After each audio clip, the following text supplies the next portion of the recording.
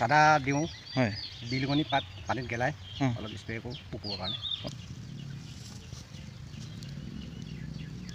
ফিলবাৰীৰ লাচিত ককাইদেউৰ কৃষি ফাৰ্মলৈ আপোনাক স্বাগতম জনাইছোঁ। তেখেতে বহুত ধুনীয়াকৈ খেতি কৰিব জানে। কৃষি কিছুমান পৰামৰ্শ ল'ম আজি তেখেতৰ পৰা। ইয়াত কি কি দিয়া আছে?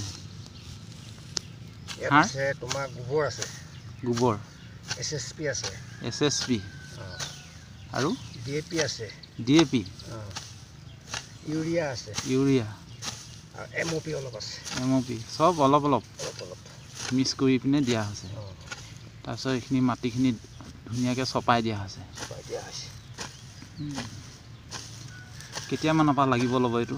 এইটো তোমাৰ বহাগৰ পৰাতো লাগিব লাগে। বহাগৰ পৰা এতিয়া ইমানখিনি হৈছে গছ। তিতাকেৰেলা অৱশ্যে তেখেতৰ নাম লাচিত নহয় বাৰু, তেখেতক আমি মৰমতে লাচিত বুলি মাতোঁ। তেখেতৰ বেলেগো নাম আছে। তেখেত এজন পুৰণা খেতিয়ক আৰু তেখেতে বহুত খেতি কৰিছে কিবা কিবি, আজি আপোনালোকক দেখুৱাম। ইয়াত সৰু সৰু পাতবিলাক কেলৈ ছিঙি দিয়া হয়? গুৰি পাতটো সেইটো বুঢ়া পাত আৰু এনে হাঁহ খাই ঢাকি থয়, তাত পোক পৰুৱা বেছি জমা হয় গুৰিত। আচ্ছা, দৰৱ মাৰিলেও মানে লুকাই থাকিবলৈ সুবিধা পায় সিহঁতে। সেইকাৰণে সেই পাতবিলাক ছিঙি দিব লাগে। ছিঙি দিয়া হয়। তাৰপৰা সাৰো এনেই টানে, সাৰো এনেই টানি থাকে। থাকে। আচ্ছা, আৰু এই গছ পুলিটো মানে বাঢ়ি যোৱাত অসুবিধা হয় ন, মানে বাধা দিয়ে? অলপ খাই দিয়ে সিও। কি খায়? ৰস খাই দিয়ে। ৰস খাই দিয়ে। পোক পৰুৱা লুকাই থাকিবলৈ সুবিধা কৰি দিয়ে। দৰৱ মাৰিলেও পোক লুকাই থাকে। আচ্ছা, এয়া চাওক বন্ধুসকল, ৰঙালাও খেতি কৰিছে আৰু তেখেতে ৰঙালাও জোপাৰ যিবিলাক প্ৰথমৰ পাত, বুঢ়া পাতবিলাক তেখেতে ছিঙি পেলাই দিছে।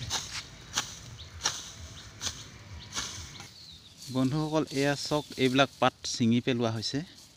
এইবিলাক পাত ছিঙি পেলোৱা হৈছে কিয়নো এইবিলাক পাতে মানে গছজোপা বাঢ়ি নিয়াত, মানে বাঢ়ি যোৱাত অসুবিধা হয়, বাধা দিয়ে। আৰু এই পাতবিলাকে বুঢ়া পাত হয়, এইবিলাকত মানে বিভিন্ন ধৰণৰ পোক পতংগ লুকাই থোৱাত সুবিধা হয়। আৰু এটা কথা হ'ল, এই গছজোপাৰ বাঢ়ি যোৱাত এইটোৱে বাধা দিয়ে যে বহুতখিনি ৰস পানী সাৰ টানি খাই থৈ দিয়ে। সেই খাই বাবেই এই গছজোপা বাঢ়িব নোৱাৰে, দীঘল হৈ নাযায়। সেইকাৰণে মানে এইবিলাক পাত ছিঙি পেলাইছে। এতিয়া ফ্ৰেঞ্চবিন লগাইছে।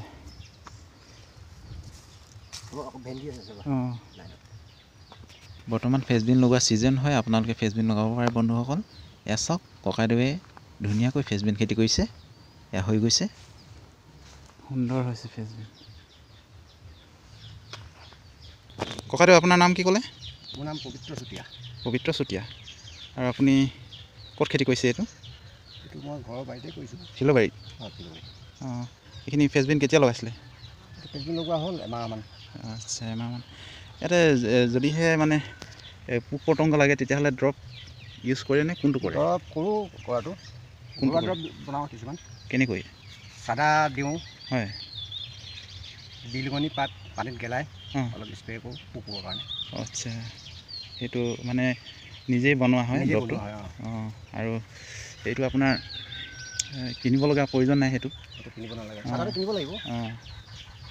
আৰু আপুনি ফ্ৰেঞ্চবিনৰ পৰা কিমানমান এই ধন আহৰণ কৰিব সক্ষম হয় বছৰটোত? লগাই চাইছোঁ এতিয়া আৰু কিমান হ'ব। হয়, এইখিনিতে এজোপা মানত কিমান কেজিলৈকে ওলায় ফ্ৰেঞ্চবিন? প্ৰথমৰ পৰা সেইখনলৈকে এজোপাত 5 কেজি ওলাব। 5 কেজিমানকৈ ওলায়। কোন সময়ত লগাইছিলে? এইটো লগাইছিলোঁ ফাগুনৰ শেষত লগাইছিলোঁ। ফাগুনৰ শেষত? এয়া বন্ধুসকল জাতিলাও লগাইছে।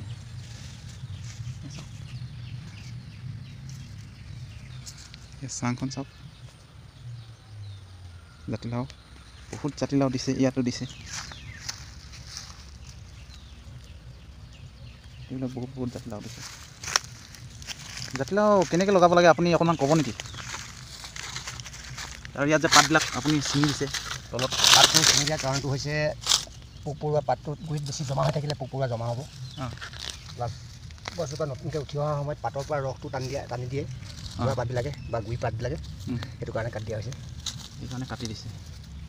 কোন সময়ত লগাইছিলে আপুনি জাতিলাও? এইটো ফাগুনতে লগাইছোঁ। ফাগুনত? এতিয়া ইমানখিনি হৈছে। এইখিনি এতিয়া কোন সময়ত লাগিবগৈ? এইটো বহাগত লাগিব। বহাগত লাগিব। চাওক জাতিলাও ইয়াত পাতবিলাক কাটি দিছে। আৰু আপুনি এইটোতো বিশেষকৈ গোবৰ দিয়া হৈছে। গোবৰে দিয়া হৈছে? হয়, অকল গোবৰ দিয়া হৈছে। আৰু অন্য কিবা দিয়া হয় নেকি? অলপমান গোবৰটো গেলিবৰ কাৰণে ইউৰিয়া দিছোঁ। আচ্ছা, গোবৰটো গেলিবলৈ অকণমান ইউৰিয়া লগত দিয়া হয়। ফল ধৰা সময়ত যেতিয়া ফল ধৰিবলৈ আৰম্ভ কৰিব বা ফুল ফুলিবলৈ আৰম্ভ কৰিব তেতিয়া অলপমান DAP দিয়া হ'ব। DAP দিয়া হ'ব। DAP দিলে গুটিটো অলপ বেছিকৈ ওলায় বুলি কৈছে। আৰু এনেকৈ লতাডাল মানে ওপৰলৈ যাবলৈ ধুনীয়াকৈ বান্ধি দিয়া হয় না? বান্ধি দিয়া হয়। এয়া জাতিলাও বহুত লাগে জাতিলাও সময়ত। এজোপাত 100লৈকে ধৰিছোঁ। 100 মান লাগি যায় এজোপাত 100 ধৰিছোঁ। সেইকাৰণে ইমান ডাঙৰ ইয়াত চাং বান্ধি দিছে।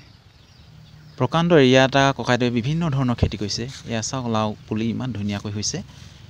এয়া চাওক আৰু বিভিন্ন ধৰণৰ খেতি কৰিছে তেখেতে, সেইবিলাকো আপোনালোকক দেখুৱাবলৈ চেষ্টা কৰিম।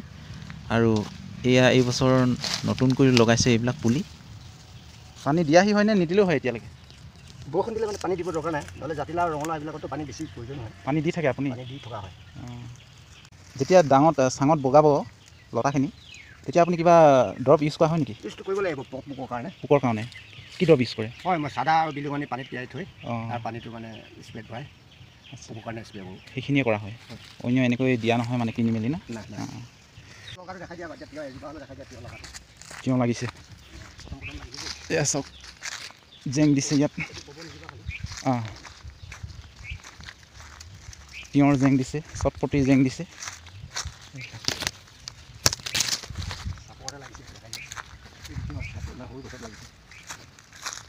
এইবিলাক তিয়ঁহৰ জেং এনেকৈ দিছে। ইয়াত তিয়ঁহ লাগিছে, এইবিলাক চাওক সৰু সৰুকৈ তিয়ঁহ লাগিবলৈ আৰম্ভ কৰিছে। এইবিলাক চাওক এনেকৈ বহুতো ইয়াত জেং বান্ধি দিছে। ইয়াত তিয়ঁহ লাগিছে।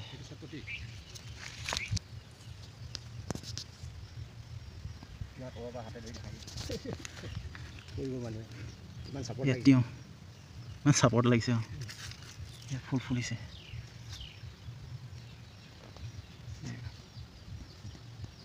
ইয়াত জেং বান্ধি দিছে।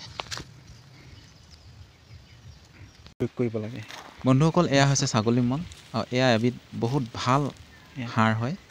ককাইদেৱে কৃষিত এইবিলাকে প্ৰয়োগ কৰে আৰু গোবৰ প্ৰয়োগ কৰে। চাওক বন্ধুসকল, যদি সেই ভিডিঅ'টো ভাল লাগিল তেন্তে শ্বেয়াৰ কৰি দিয়ে যেন। পুনৰ নতুন এটা ভিডিঅ' লগ পাম। ধন্যবাদ।